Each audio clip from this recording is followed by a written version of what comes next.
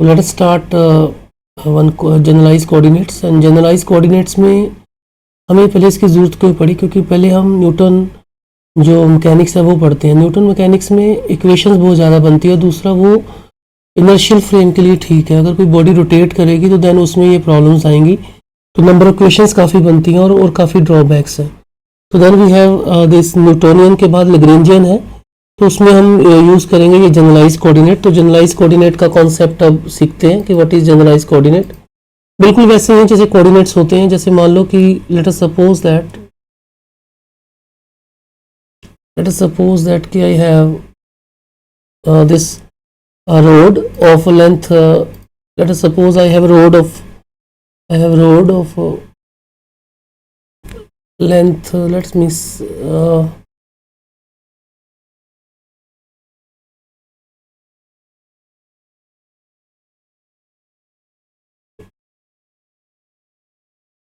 this is the road A and B.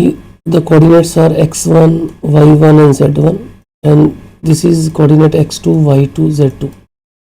तो हमें लगा कि हमें 6 कोऑर्डिनेट्स को डिफाइन करने के लिए चाहिए, बट क्योंकि अगर हम ये बोल दें कि इसका लेंथ फिक्स है, तो लेंथ फिक्स होने का मतलब जो distance between these 2 point x1 x2 square y2 minus y1 square plus z2 minus z1 square, अगर इसका लेंथ फिक्स है तो ये इक्वेशन एक कंस्टेंट आ गई। Otherwise I need a 6 coordinate, लेकिन एक कंस्टेंट के कारण मैं एक वेरिएबल निकाल सकता हूँ, तो मेरे पास बाकी 5 वेरिएबल रह गए। इसका मतलब है in order to define this system I need 5 coordinates. तो जो 5 कोऑर्डिनेट्स हैं they will called as generalize coordinate. जैसे मान लो कि मेरे पास n कोऑर्डिनेट है, हर एक को डिफाइन करने के लिए मुझे 3 कोऑर्डिनेट चाहिए, तो total number coordinate will be 3।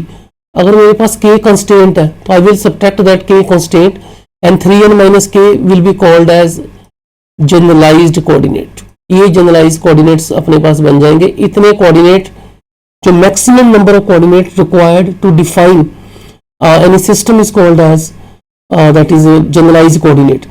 Number of independent variable which must be simultaneously specified in order to describe the position and velocity of all the particle of system is called as generalized coordinate. Okay, and then let us come back to कि दो तरह के systems होते हैं, एक होते हैं holonomic system, एक होते हैं non holonomic system। तो ये बड़ा important concept है holonomic system कि अगर अपने पास n कोऑर्डिनेट्स है and n is equal to 3n, जैसे मैंने बोला कि n पार्टिकल है तो total number of coordinates will be 3n, तो ये जनरलाइज कोऑर्डिनेट है q1 q2 q3 qn to define the position of a body and velocity of a body. तो देन जो पोजीशन होगी हम ऐसे भी समझ सकते हैं कि जो n पार्टिकल्स हैं they may be considered as single particle with 3n dimension. तो ये भी एक बड़ा अच्छा कंसेप्ट है कि अगर मान लो कि आपको कोई एक्सप्लेन करना है, कोई पार्टिकल एक्सप्लेन करना है, जैसे दो अभी हमने एग्जांपल लिया that is this is x1 y1 z1 and this is x2 y2 z2। तो मैं ये भी बोल सकता हूँ कि इट नीड्स 6 कोऑर्डिनेट और आई कैन कंसीडर दैट कि there is a single particle having 6 dimension. तो ये उस तरह से समझने की कोशिश करो कि आपके पास n कोऑर्डिनेट्स है एंड हर एक की जो पोजीशन है xi that is depends upon these n generalize coordinate q1 q2 qn। क्योंकि ये डायनेमिकल सिस्टम है, यानी कि ये टाइम के साथ चेंज कर रहा है, तो टी भी इसके ऊपर डिपेंड करेगा। तो जो xi कोऑर्डिनेट है that depends upon qj components and the time. Similarly yi that also depends upon n and t। Similarly zi also depends upon qj upon t। So this is very very important. तो जब भी हम कभी position define करेंगे this generalise coordinate में, तो मैं हमेशा लिखूंगा कि जो ri है that will having n coordinate q1 q2 qn and it also depends on t। तो ये समझने की कोशिश करो कि अगर मेरे पास let us see that अगर मेरे पास ri है, if I have a ri then ri depends upon these q1 q2 qn and it also depends upon t। And if I want to differentiate this thing with respect to any variables, so then I will use curly r by curly qj q1 and then I will differentiate q1 with respect to the variable, जो भी variable से आप differentiate करोगे। R i by q two then q two by that variable. अगर मान लो मैं T से differentiate कर रहा हूं तो I will right, if I want to calculate the derivative of Ri with respect to t, तो then what I do, first of all I will differentiate Ri with respect to q1, then I will differentiate q1 with respect to t, then I differentiate Ri with respect to q2, then I differentiate q2 with respect to t, when I differentiate qri with the qn, then I differentiate qn with respect to t. Okay, then last में I will define qri with respect to t and then differentiate T respect to T, so ये बन जाएगा। Okay, तो अगर आप यहाँ पे देखो कि Q1 का डेरिवेटिव टी से, और हमने ये पढ़ा हुआ कि किसी को अगर टी से डिफरेंशिएट करेंगे तो वो डॉट आता है, तो सिमिलरली ये Q1 डॉट बन जाएगा, ये Q2 डॉट बन जाएगा, ये Qn डॉट बन जाएगा। Okay, so you can understand that.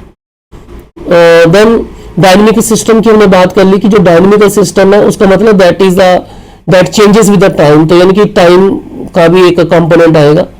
होलोजेनिक system का मतलब ये होता है कि अगर आपके पास n कोऑर्डिनेट्स हैं, अगर आप किसी भी कोऑर्डिनेट में चेंज करो तो बाकी कोऑर्डिनेट्स को कोई फर्क ना पड़े, तो I can do independent changes in one coordinates and that doesn't make difference in any other coordinates.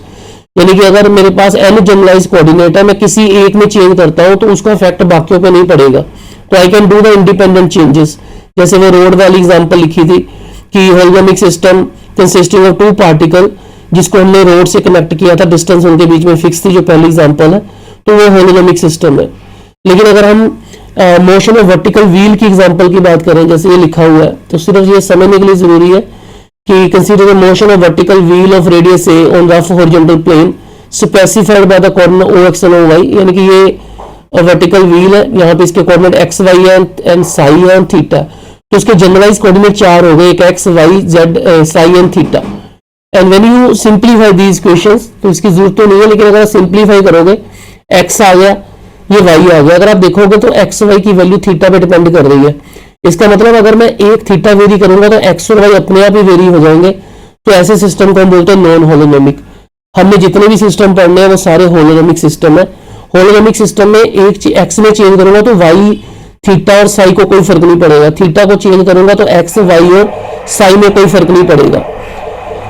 जैसे हम वेलोसिटी डिफाइन करते थे कि rate of change of position, वैसे ही जनरलाइज्ड वेलोसिटी डिफाइन करेंगे कि dynamical system be comprised of n particle of masses mi and at a time t, suppose that each particle specified by n generalized coordinate, तो then उसकी जो velocity होगी उसको differentiate कर दो respect to time, that is called as generalized velocity.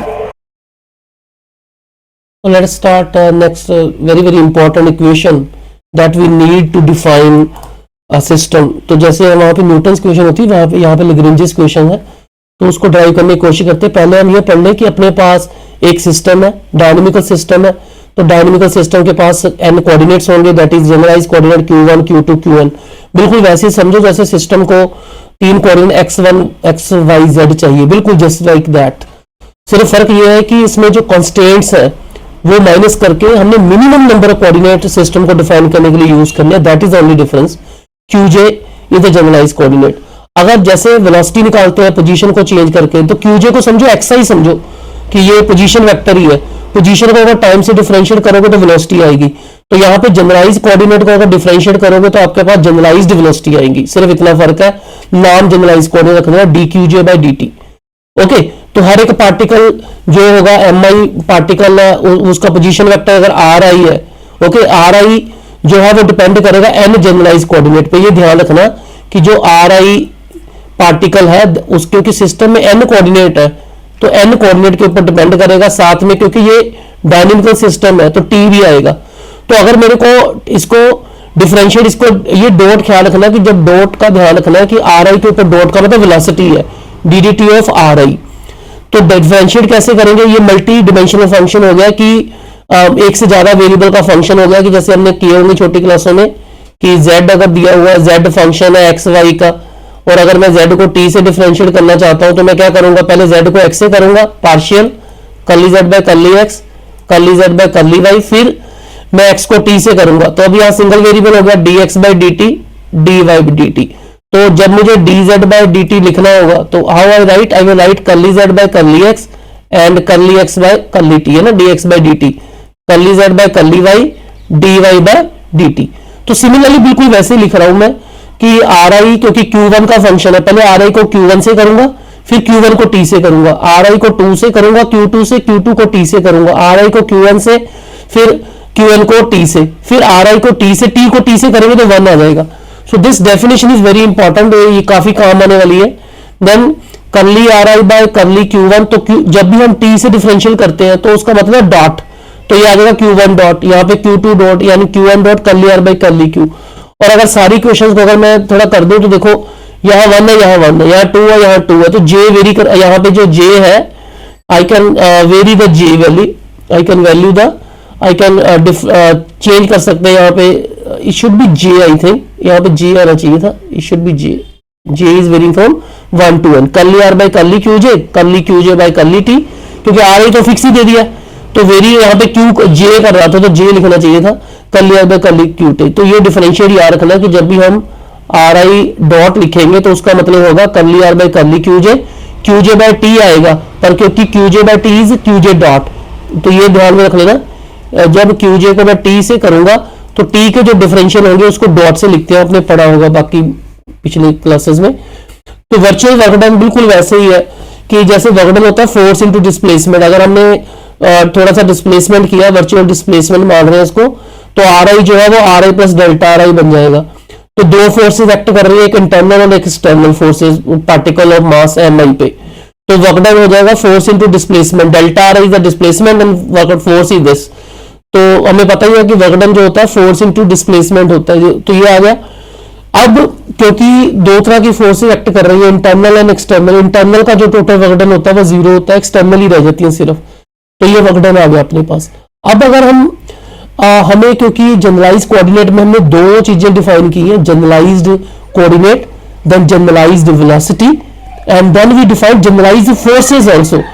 तो for holonomic system जिसमें n generalized coordinate है, ओके, तो वर्चुअल वर्क डन जो है वो कैसे निकालेंगे, लेट अस सी दैट। तो force into displacement is a work done, तो जैसे जनरलाइज्ड जैसे फोर्सेज होती है वहां यहां पे आ जाएगी जनरलाइज्ड फोर्सेज Qj, तो चेंज किसको किया हमने, डेल्टा Qj को, क्योंकि देखो जो फोर्स आप लिख रहे हो वहां पे लिख रहे हो force is Fi, force is Fi, okay, and displacement is delta R I, dot ऐसे कर सकते हैं, ठीक है, dot into Fi into delta R आई, ये स्मॉल वर्क डन हो गया, ये डिस्प्लेसमेंट है। तो जो जनरलाइज कोऑर्डिनेट में कोऑर्डिनेट कौन है, Qj, तो डिस्प्लेसमेंट किसमें आ गई, डेल्टा Qj, जो फोर्स है उसकी जगह पे आ जाएगा Qj generalized forces, okay. So now I will equate these things. तो इसका मतलब जो जनरलाइज्ड फोर्स का वर्क डन है, दैट इज जनरलाइज्ड फोर्स का वर्क डन क्या आएगा, फोर्स Qj है, डिस्प्लेसमेंट डेल्टा Qj है, ये वर्क डन हो गया।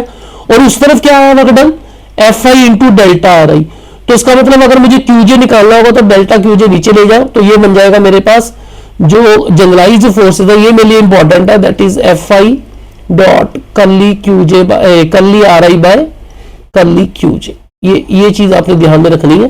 तो I will use this thing, तो यहाँ पे ये चीज ही बस वर्क डन जो जनरलाइज्ड फोर्सेज है वो Qj है, तो उसके साथ जो चेंज आएगा वो डेल्टा Qj आएगा, सामने फोर्स इनटू डिस्प्लेसमेंट है, तो मेरे को वो Qj निकालना है, तो that will be coefficient of curly are by curly Qj, I will use this one. तो एक बड़ा इंपॉर्टेंट कॉन्सेप्ट है जो थ्योरम है पहली, Lagrange's question, ये this is very very important theorem and you will definitely get paper from here. Establish Lagrange's question for holonomic dynamical system. तो यहाँ पे ये क्वेश्चन बड़ी प्यारी क्वेश्चन है, ddT of curly t by curly Qj dot minus curly t by curly Qj is equal to Qj. Qj is called as generalized forces and t is called kinetic energy and Qj is called generalized velocity and Qj dot is called as generalized, sorry, Qj is a generalized